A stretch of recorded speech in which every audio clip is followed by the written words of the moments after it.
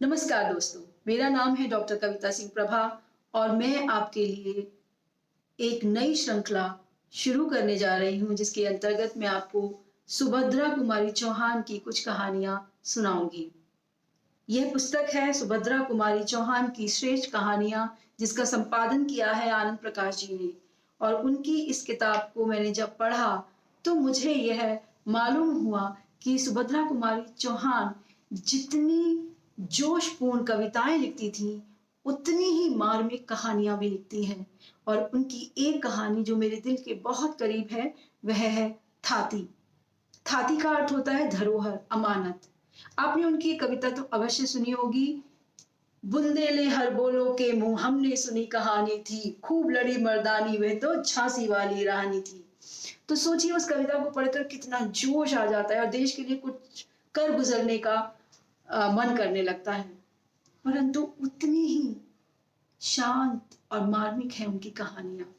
तो प्रस्तुत है कहानी थाती।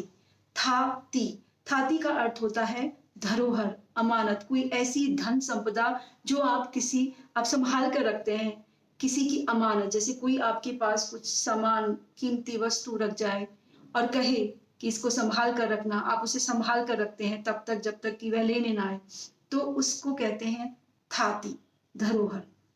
मैं किताब से ये कहानी पढ़ूंगी पर मुझे उम्मीद है कि आपको पसंद आएगी।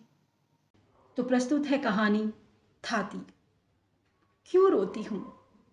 नाहक पूछकर जले पर नमक न छिड़को।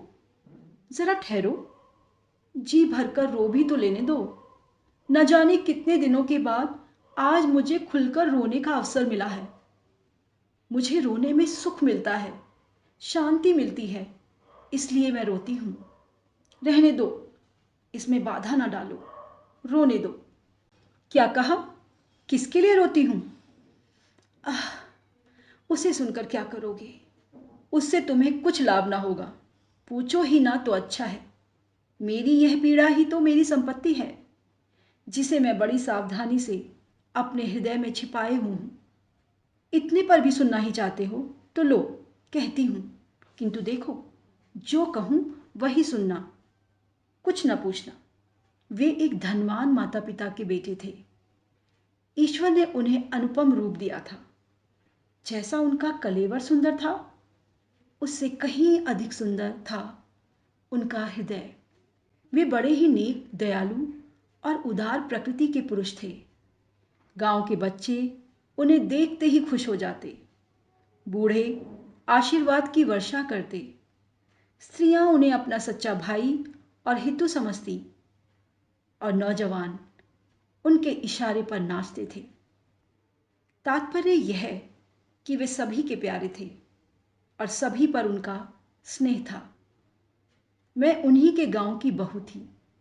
मेरे पति वहीं प्राइमरी पाठशाला में मास्टर थे। घर में बूढ़ी सास थी। मेरे पति थे और मैं थी। महंगी का जमाना था। 28.5 में मुश्किल से गुजर होती थी। घर के प्राय सभी काम मुझे ही करने पड़ते थे।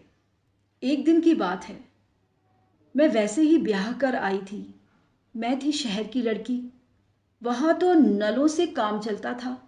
भला कुएं से पानी भरना मैं क्या जानती। मेरी सास मुझे अपने साथ कुएं से पानी भरना सिखा रही थी। अचानक वे न जाने कहां से आ गए। हंसकर बोले, क्या पानी भरने की शिक्षा दे रही हो माँ जी? आपने ऐसी अल्लड़ लड़की ब्याही ही क्यों जिसे पानी भरना नहीं आता? मैंने घूंघट के भीतर से ही जरा सा मुस्कुरा दिया। सास ने कहा, बेटा इसे कुछ नहीं आता, बस रोटी भर अच्छा बनाती है। न पीसना जाने न कूटना। गोबर से तो इसे जैसे घिन आती है। बड़ी मुश्किल से कहीं कंडे थापती है तो उसके बाद 10 बार हाथ धोती है।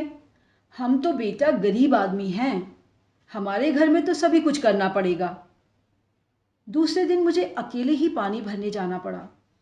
मैं रस्सी और घड़ा लेकर पानी भरने गई तो ज़रूर, पर दिल धड़क रहा था कि बनता है या नहीं। न सास साथ थी न और कोई कुएं पर था।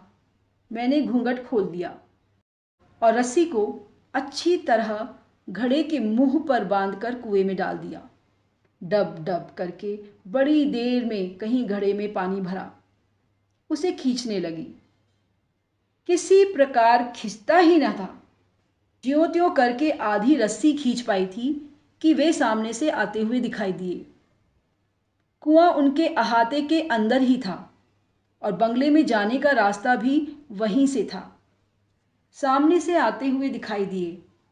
लाज के मारे ज्यों ही मैंने घूंघट सरकाने के लिए एक हाथ से रस्सी छोड़ी, त्यों ही अकेला दूसरा हाथ पानी से भरे हुए घड़े का वजन न संभाल सका। झटके के साथ रस्सी समेत घड़ा कुएं में जा गिरा। मैं भी गिरते गिरते बची। 1 मिनट में सब कुछ हो गया। वे बंगले से कुएं के पास आ चुके थे। मैं बड़ी घबराई। घूंघट ऊंघट सरकाना तो भूल गई। झुककर कुएं में देखने लगी। मेरे पास तो रस्सी और घड़ा निकालने का कोई साधन न था। निरुपाय हो कातर दृष्टि से उनकी ओर देखा। मेरी अवस्था पर शायद उन्हें दया आई। वे पास आकर बोले, अब घबराइए नहीं, मैं अभी घड़ा निकलवाए देता हूँ। फिर कुछ ठहरकर मुस्कुराते हुए बोले, किंतु आपने यह साबित कर दिया कि आप शहर की एक अल्हड़ लड़की हैं। मैं ज़रा हंसी और अपना घूंघट सरकाने लगी। मुझे घूंघट सरकाते देख वे ज़रा मुस्कुराए। मैं भी ज़रा हंस पड़ी, पर बोली कुछ नहीं। उनके नौकर आए और देखते ही देखते रस्सी समेत घड़ा निकाल दिया। मैं घड़ा उठाकर अपने घर की तरफ चली। शब्दों में नहीं, किंतु कृतज्ञता भरी आंखों से मैंने उनसे कहा, मैं आपके इस उपकार का बदला इस जीवन में कभी न चुका सकूंगी। करीब पौन घंटा कुएं पर लग गया। अम्मा जी की घुड़कियों का डर तो लगा ही था। जल्दी जल्दी आई। घड़े को घिनौची पर रख रस्सी को खूंटी पर टांगने के लिए मैंने ज्यों ही हाथ ऊपर उठाया, देखा कि एक हाथ का सोने का कंगन नहीं है। तुम कहोगी कि पानी भरने वाली और सोने के कंगन, यह कैसा मेल? यह भी बताती हूँ। यह कंगन मेरी माँ का था। मरते समय उन्होंने अनुरोध किया था कि यह कंगन ब्याह के समय मुझे पैर पुजाई में दिया जाए। इस प्रकार यह कंगन मुझे मिला। रस्सी टांगकर मैं फिर कुएं की तरफ भागी। देखा तो वे सामने से आ रहे थे। उन्होंने यह कहकर कि यह तुम्हारे अल्हड़पन की दूसरी निशानी है, और कंगन मेरी तरफ बढ़ा दिया। कंगन लेकर चुपचाप मैंने जेब में रख लिया और जल्दी जल्दी घर आ गई। घर आकर देखा पति देव स्कूल से लौटे थे। अम्मा जी बड़े क्रोध से उनसे कह रही थी, देखा नई बहू के लक्षण। एक घड़ा पानी भरने गई तो घंटे भर बाद लौटी और यहाँ पानी रखकर फिर दीवानी की तरह कुएं की तरफ भागी। मैंने तो पहले ही कहा था शहर की लड़की ना ब्याह हो, पर तुम न माने। बेटा भला यह हमारे घर निभने के लक्षण हैं। और सब तो सब, पर जमींदार के लड़के से बात किए बिना इसकी क्या अटकी थी? यह इधर से भागी जा रही थी, वह सामने से आ रहा था। उसने जाने क्या इसे दिया और इसने लेकर जेब में रख लिया। मुझे तो ये बातें नहीं सुहाती। फिर तुम्हारी बहू है, तुम जानो बिगाड़ो चाहे बनाओ। मेरी तरफ उन्होंने गुस्से से देखकर पूछा, क्या है तुम्हारी जेब में, बतलाओ तो। मैंने कंगन निकालकर उनके सामने रख दिया। वे फिर डांट कर बोले, यह उनके पास कैसे पहुंचा? मैंने डरते डरते अपराधिनी की तरह आदि से लेकर अंत तक कुएं पर हुआ सारा किस्सा उन्हें सुना दिया। उस पर अम्मा जी और पतिदेव दोनों की ही झिड़कियां मुझे सहनी पड़ी। साथ ही ताकीद भी दी गई कि अब मैं कभी उनसे ना बोलूं। क्या पूछते हो? उनका नाम? रहने दो, मुझसे नाम ना पूछो। उनका नाम जबान पर लाने का मुझे अधिकार नहीं है। तुम्हें तो मेरी कहानी से मतलब है ना? हाँ, तो मैं क्या कह रही थी? मुझसे कहा गया था कि मैं उनसे कभी ना बोलूं। यदि ये लोग फिर कभी मुझे उनसे बोलते देख लेंगे तो फिर कुशल नहीं। मैंने दीन भाव से कहा, मुझसे घर के सब काम करवा लो, पर कल से मैं पानी भरने नहीं जाऊंगी। इस पर पतिदेव बिगड़कर बोले, तुम पानी भरने ना जाओगी तो मैं तुम्हें रानी बनाकर नहीं रख सकता। यहाँ तो जैसा कहूँगा वैसा करना पड़ेगा। उसके बाद क्या बतलाऊं कि क्या क्या हुआ। ज्यों ज्यों मुझे उनसे बोलने को रोका गया, त्यों त्यों एक बार जी भरकर उनसे बात करने के लिए मेरी उत्कंठा प्रबल होती गई। किंतु मेरी यह साध कभी न पूरी हुई। वे जाते जाते एक दो बातें बोल दिया करते थे, जिसके उत्तर में मैं केवल हंस दिया करती थी, लेकिन लोग यह भी न सह सके और तिल का ताड़ बन गया। आगे मुझ पर घर में अनेक प्रकार के अत्याचार होने लगे। हर 2-4 दिन बाद मुझ पर मार भी पड़ती, परंतु मैं कर ही क्या सकती थी। मैं तो उनसे बोलती भी न थी और उनका बोलना बंद करना मेरी शक्ति से परे था। उन्होंने मुझसे कभी भी कोई ऐसी बात नहीं कही जो अनुचित कही जा सके। उन्हें तो शायद विधाता ने ही रोते हुओं को हंसा देने की कला सिखाई थी। वे ऐसी मीठी चुटकी लेते, कभी हंसी की बात भी करते तो इतनी सभ्यता से, इतनी नपीतुली कि मैं चाहे कितनी दुखी हूँ, चाहे कितने रंजन में हूँ, हंसी आ ही जाती थी। किंतु धीरे धीरे मुझ पर होने वाले अत्याचारों का पता उन्हें लग ही गया। उनके दयालु हृदय को इससे गहरी चोट पहुंची। उस दिन, अंतिम दिन, जब मैं पानी भरने गई तो वे कुएं पर आए और मुझसे बोले, मैं तुमसे कुछ कहना चाहता हूँ।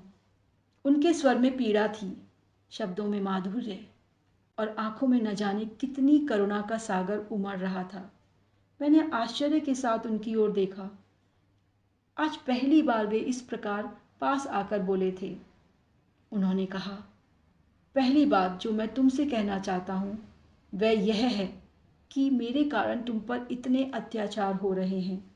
यदि मुझे पता चल जाता तो वे अत्याचार कब के बंद हो चुके होते। दूसरी बात जो मैं तुमसे कहने आया हूँ वह यह कि आज से मैं तुम पर होते अत्याचार की जड़ उखाड़ कर फेंक देता हूँ। तुम खुश रहना मेरी अल्लड़ रानी। वे मुझे इसी नाम से पुकारा करते थे। यदि मैं तुम्हें भूल सका तो फिर यहाँ लौट कर आऊँगा, नहीं तो आज ही सदा के लिए विदा होता हूँ। मुझ पर बिजली सी गिरी, मैं कुछ बोल ही नहीं पाई।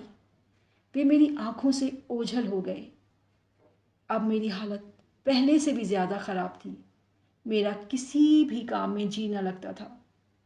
कलेजे में सदा एक आग सी सुलगा करती, परंतु मुझे खुलकर रोने का अधिकार न था। अब तो सभी लोग मुझे पागल कहते हैं। मैं कुछ भी करूं करने देते हैं, इसीलिए तो आज खुलकर रो सकती हूँ और तुम्हें भी अपनी कहानी सुना सकती हूँ। किंतु क्या तुम बता सकोगे कि वे कहाँ हैं? मैं एक बार उन्हें देखना चाहती हूँ। मेरी यह पीड़ा, मेरा यह उन्माद उन्हीं का दिया हुआ है। यदि कोई सहृदय उनका पता बता दे तो मैं उनकी थाती उन्हीं को सौंप दूँ। थाती। तो यह थी कहानी सुभद्रा कुमारी चौहान द्वारा लिखी। आशा करती हूँ आपको पसंद आई होगी। नमस्कार, फिर मिलेंगे अगली कहानी के साथ।